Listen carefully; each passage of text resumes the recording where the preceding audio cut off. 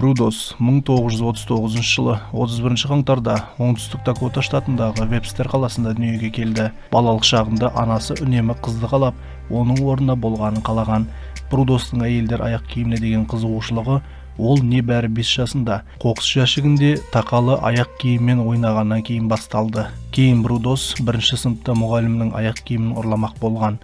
Әйелдерге арналған аяқ киімге арналған фетиштен басқа оның әйелдер іш киіміне де фетиші болған. Нәтижесінде ол көршілерінің іш киімдерін ұрлап жүрген. Жасөспірім кезінде ол көптеген психиатриялық ауруханаларда емделіп, олардан психотерапия алған. Ол сондай-ақ жергілікті әйелдерді аңдып, оларды ұрып құлатып, немесе тұншықтырып, есінен тандырып, аяқ киімдерін алып қашатын.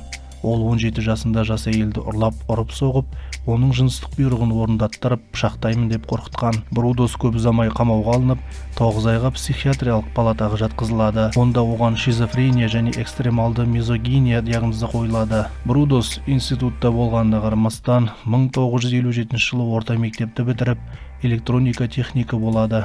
4 жылдан кейін ол 17 жасар қызға үйленіп, екеуі Орегон штатындағы Сәлем қаласының шетінде бірге тұрады. Брудос әйелін жалаңаш күйде үй шаруасына мәжбүрлейтін. Біраз уақыттан кейін Брудос мигрендік бас ауруымен қараңғылықтан зардап шегеді. Симптомдарды жеңілдету үшін ол түнгі рейдтер кезінде аяқ киім мен шілтерлі іш киімдерді ұрлайтын. Ол ұрланған заттардың барлығын біраз уақыт гаражда сақтайды. 1968 жылы 26 қаңтарда Брудос әйелі және балалармен бірге тұратын Портленд төңірегіндегі энциклопедияларды сату кезінде Линда Слоусон есімді қызды өлтіреді. Ол оған жақындап, кітаптар жинағын сатып алуға қызығушылық танытқандай кейіп танытып, оны тұншықтырып өлтірмес бұрын ұрып соғу арқылы бағындырады. Оны өлтіргеннен кейін денесін Уилсонвилл көпірінен Вилламет өзеніне лақтырады. Содан кейін оның денесі ешқашан табылмайды. Бірнеше айдан кейін Ян Уайтни есімді қыз үйге келе жатқанда көлігі бұзылып, оны жолда қалдырады.